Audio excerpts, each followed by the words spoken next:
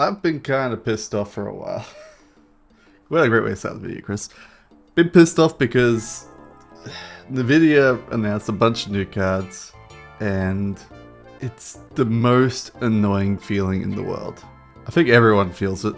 Nvidia releases new cards like, yay! Let's see how they're going to screw us over this time. And the 50 series, boy, that's a whopper of screwing you over real hard. So we're going to be just looking at the 5090 specifically and how that pisses me off. And we'll talk a little bit about the 5080 and the 5070 later. I mostly want to focus on the 5090. 5090 is of course the greatest, best graphics card currently going to be released to the public. And that is fantastic. It's a brilliant card. It's got fantastic new design on it, so it has really good dual blower, so it keeps it cool and it goes around the PCB. It looks beautiful. It's apparently incredibly functional as well as a cooler. But the big problem with the 5090 is it is the best graphics card on the market, which means it's going to cost an arm and a leg. 2000 USD MSRP, that is only going to be available for like 10 people who first buy the card.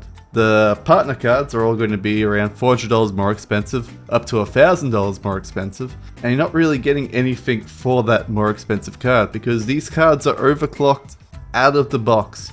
Yeah, if you're doing some extreme overclocking, get a little bit more headroom here or there, but for the most part, most people are going to be undervolting the card to make it more efficient, rather than overvolting the card to make it more powerful. Because this card sucks back a whopping 600 watts, and that is the limit of their new 12 volt power connector.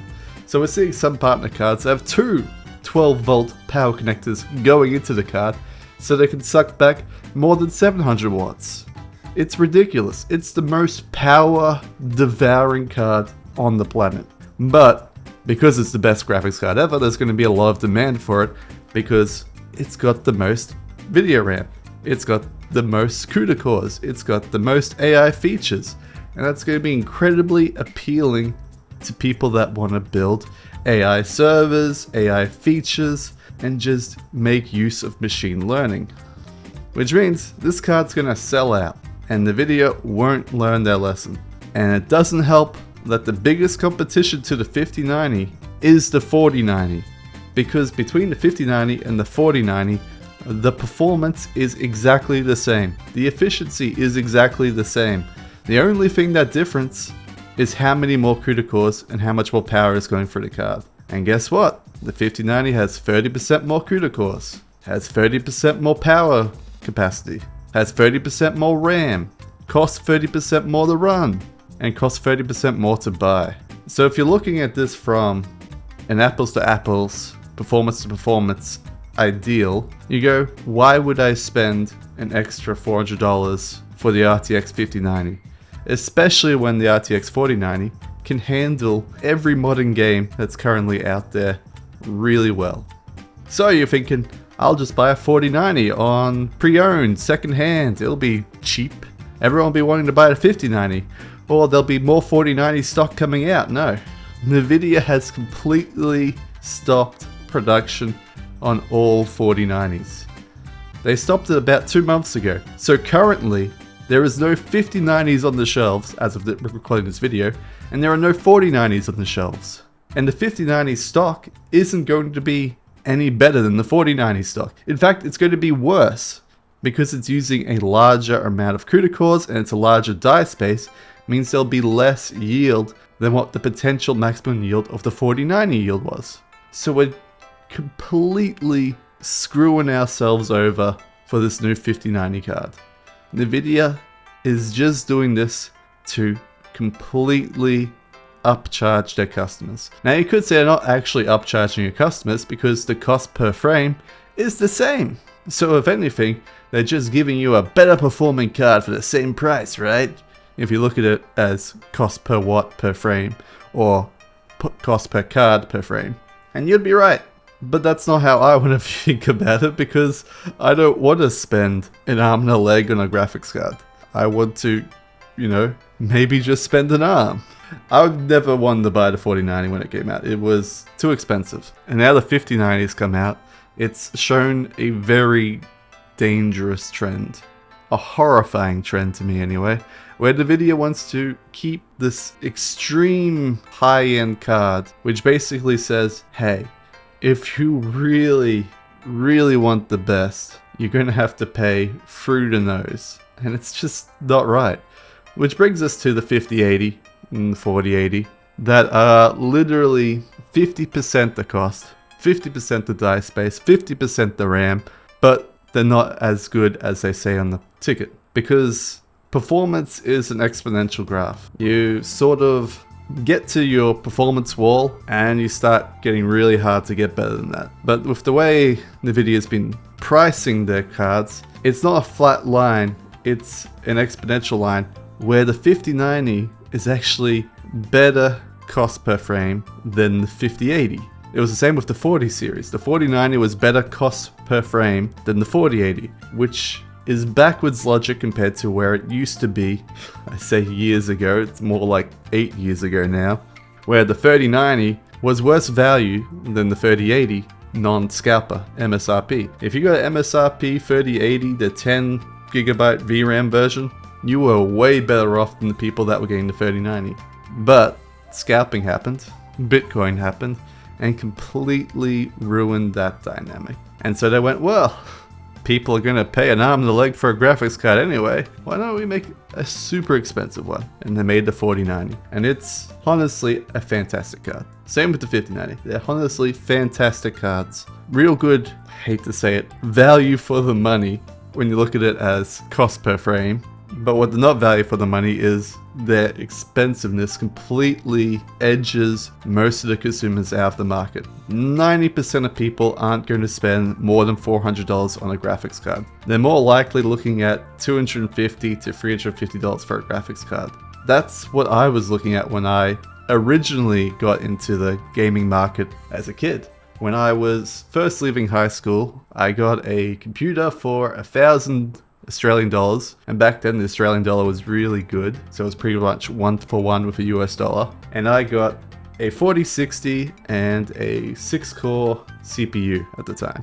It wasn't, you know, out of this world, the greatest thing ever, but it was good enough for what I needed, and $1,000 to me seemed like great value. It came with the motherboard, came with the system RAM, came with some storage. It was perfect. It even came with a Windows install, so it was even better for me. Then I bought my second computer, which I was like, well, now that I have more money, I'll probably spend a little bit more. I spent around $1,600 on that, got a better CPU that cost about $600, and I got a better GPU that cost about $450, and that was the GTX 770. It was great. Then, a couple of years later, I bought the greatest graphics card ever made, the GTX 1080. And I believe that was $550. Man, that was a good card for that price. That was what high-end was, $550. Then the 2080 Ti came out and we were off to the races. I believe the 2080 Ti was, in Australian dollars at the time, $1,300, because Australian dollars started to fall off the cliff at that point. And so my love for gaming and graphics cards started to wane. And I had to go, well, the 1080 is still a great card. It keeps up with the 2080, keeps up with the 2070 Super. It's a good card.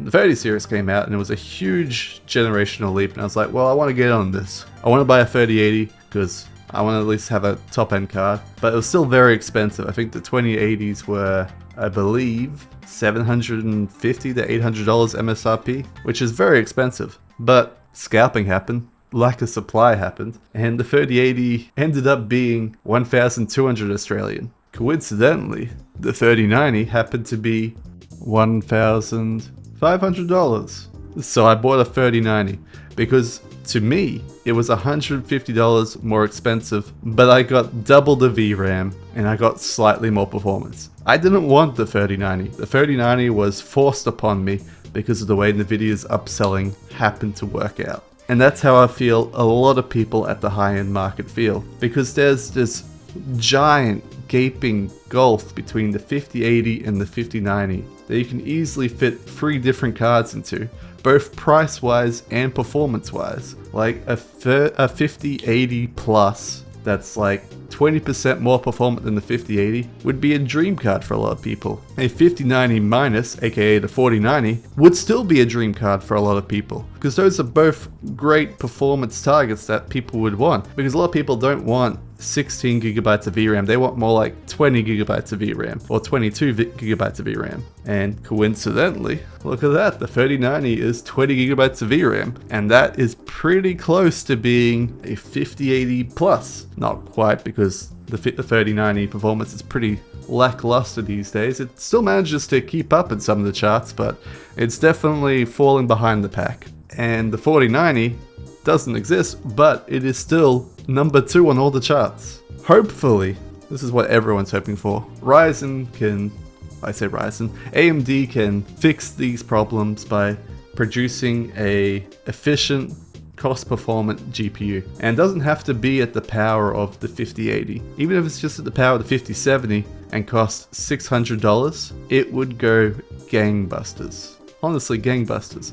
Because we don't have that mid to high end anymore with Nvidia, because their pricing just goes through the roof straight away, or it's just too lackluster when you compare it to the high end offerings. Thankfully, Intel Battlemage has come out with a card, and it's really great at the $250 to $400 mark, which is where I first came into the market. And if I was coming into the market now, I wouldn't be looking at Nvidia or AMD, I would be looking at Intel and the Battlemage, which unfortunately has drastic lack of stock, which is another major problem in the tech industry at the moment, is lack of capacity in these high-end nanometer fabs by TSMC, and it's really holding back everyone. And I think it's one of the reasons why AMD hasn't released any pricing information about their new graphics cards or given reviewers performance data for it, because they know they can't really cost compete with Nvidia too much, because they're using the exact same fabrication as Nvidia is. So their performance is ultimately the same, but their software is ever so slightly behind Nvidia, and makes it really hard for them to be cost competitive with them, because they have no reason to be cost competitive with them. All they would be doing is slashing at their own profits. So their mind is, we just gotta undercut Nvidia just a teeny tiny bit with each of our cards at the same stack point, and we're good. We'll make money on what we sell because we're slightly cheaper for the consumer, and that's about it. So it's been pissing me off. I like graphics cards. I like CPUs. Nothing has been profoundly interesting to me other than as a science experiment of how far can this graphics card push tech. That's it. But that's not interesting to me as a gamer. I don't want to look at pretty lights. I want to play the video games themselves. And if I can't afford to play the video games, it just sucks. I'm not saying there's like boohoo woe of me, graphics cards are expensive. It's more boohoo woe of everyone. None of these graphics cards do what we need. Because we look at a game like Stalker 2, and even if you're not playing on 4K, let's say you're playing at 1080p, you're still going to have massive performance issues, because Unreal Engine is a piece of shit and has terrible CPU performance, which costs a lot of performance in a lot of the weaker CPUs. And you're going to be matching a weaker CPU with a weaker GPU, so it's going to be costing you lots of performance. And the weaker GPUs are also going to struggle to make the frame look like it was developed to look like, because it doesn't have the performance to really push the frame rate. So let's say we have a beautiful 4K ray traced screenshot, and we go, that looks great, I want my game to look similar to that. And you can't do that anymore, because they made ray tracing an expensive feature for all the users, because they put the computational costs on the user instead of on the developer. Back in the day, we used to bake lighting. I know, foreign concept. And the reason why they're moving away from baking lighting is because it was very expensive on the storage side, because they had to store all of the data for all of the lighting scenes on the storage, and then you had to read from the storage and set it to your game. that was very expensive because it meant people would complain about how large video games are compared to video games in the past. And it's the same with 4K. 4K textures are expensive for storage. If we stop doing 4K textures and we stop doing ray tracing, we could gain a lot of performance back for every gamer. But we can't go back because they have made these mammoth behemoth GPUs like the 5090 designed specifically for 4K and ray tracing. So it means everyone that can't afford these behemoths have to have a lackluster experience. Anyway, I'm done here. G'day, have a good one, and I'll see you guys in the next video. Bye bye.